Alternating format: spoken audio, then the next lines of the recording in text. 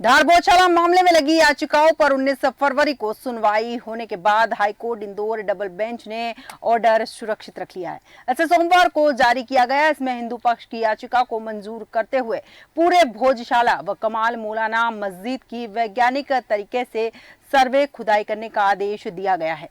ASI को 6 सप्ताह में रिपोर्ट हाईकोर्ट में पेश करने के लिए कहा गया है। हाईकोर्ट ने अपने आदेश के पॉइंट 29 में कहा है कि पूरे भोजशाला व कमाल मौलाना मस्जिद परिसर का सर्वे उत्खनन नई वैज्ञानिक पद्धति से किया जाए। इसमें जीपीएस जीपीआर तकनीक के साथ कार्बन डेटिंग व अन्य नई तकनीक से पूरा सर्वे किया जाए। परिसर की बाउंड्री वाल से 50 मीटर दूरी तक सर्वे किया जाए और इस सर्वे के लिए एएसआई के सीनियर अधिकारी की कमेटी होनी चाहिए। सर्वे कार्य की पूरी वीडियोग्राफी हो और परिसर के हर बंद पड़े कमरे, खुले परिसर, खंबे सहित सभी का पूरी तरह से विस्तार सर्वे किया जाए। हिंदू पक्ष के अधिवक्ता विष्णु शंकर जैन व विनय जोशी ने कहा कि हमारी याचिका स्वीकार हो गई है, बाकी मुद्दे पर हाईकोर्ट रिपोर्ट आने पर फैसला करेगा। भोजशाला से जुड़ा विवाद याचिका के बिंदु जिनके आधार पर मांग स्वीकार की गई है, यहाँ पर भोजशाला से जुड़ा विवाद सामने आया है और इसी विषय पर विस्तृत चर्चा के लिए मोहित गर्ग जी पक्षकार हमारे साथ जुड़ चुके हैं। मोहित जी, देश न्यूज में आपका बहुत बहुत स्वागत है। धन्यवाद। नमस्कार। मोहित जी, जानना चाहूंगी क्या है ये पूरा मामला? देखिए, जो धार स्थित भोजशाला है जी, ये लगभग 1034 ईस्वी में परमार वंश के राजा भोज द्वारा निर्मित की गई थी, जो कि उस जमाने का सबसे बड़ा शिक्षा का केंद्र था और माँ सरस्वती की आराधना का मंदिर था। बिल्कुल। और जब मुगल आक्रांताओं ने देश के विभिन्न मंदिरों पे और स्थानों पर लोगों पर आक्रमण किए, उसके चलते उसी कार्यकाल, उसी श्रृंखला में, जैसे आपने देखा होगा ज्ञानवापी मंदिर, मथुरा, काशी, बहुत सारे इस तरह के उदाहरण है देश में। उसी परंपरा में ये भी एक बहुत बड़ा हिंदुओं की पूजा अर्चना का स्थल था, जिस पर आक्रांताओं ने आक्रमण किया और बाद में कब्जा करके उसका जो परिवेश था वो बदल दिया गया। बिल्कुल।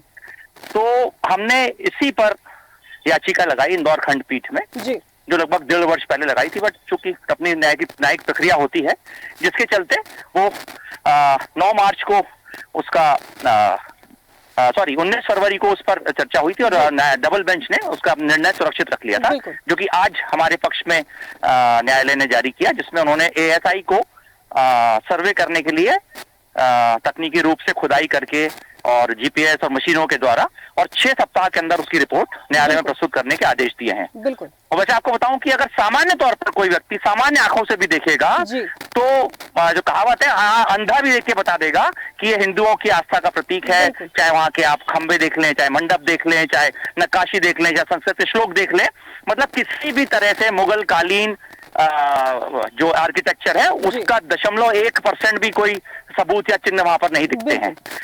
तो उसको लेकर याचिका आज हमारी न्यायालय ने एक्सेप्ट करी और उस पर अपना आदेश दिया, जिसके लिए हम न्यायालय को धन्यवाद करते हैं। बिल्कुल बिल्कुल। मोहित जी, ये याचिका स्वीकार हो गई, कैसा महसूस कर रहे हैं आप?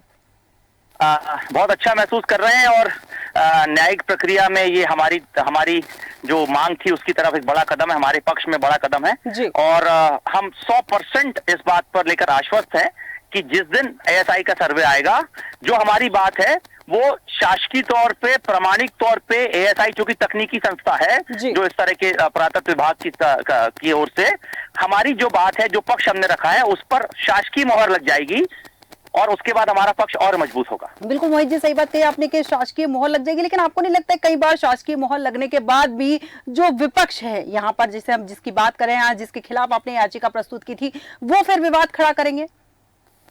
देखिए, चाहे अयोध्या का मामला हो, चाहे काशी का मामला हो, चाहे मथुरा का मामला हो, हम इस बात को लेकर तैयार हैं और हमारे जो अधिवक्ता गण हैं, श्री हरिशंकर जी जैन और विष्णु जैन जी, जो कि ज्ञानवापी में भी और मथुरा में भी यही पैरवी कर रहे हैं, तो हम तो मानसिक तौर पर तैयार हैं कि जो दूसरा पक्ष है वो सुप्रीम कोर्ट जाएगा, हम भी सुप्रीम कोर्ट जाएंगे। बिल्कुल। मगर हमें पता है कि जिस तरह से वो ना ज्ञानव्यापी को मस्जिद बता सकते हैं, ना काशी के, ना मथुरा के मंदिर को मस्जिद बता सकते हैं, उस तरह से यहाँ भी नहीं बता सकते।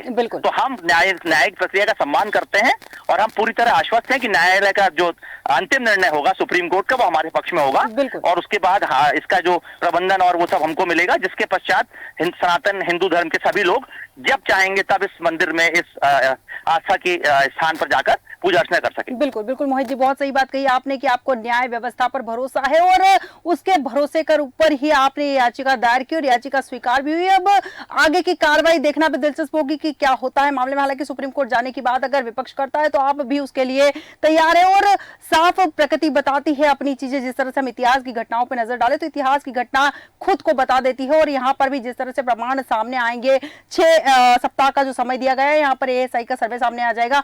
मोहित गर्ग जी, बहुत बहुत धन्यवाद हमारे साथ चर्चा में शामिल होने के लिए।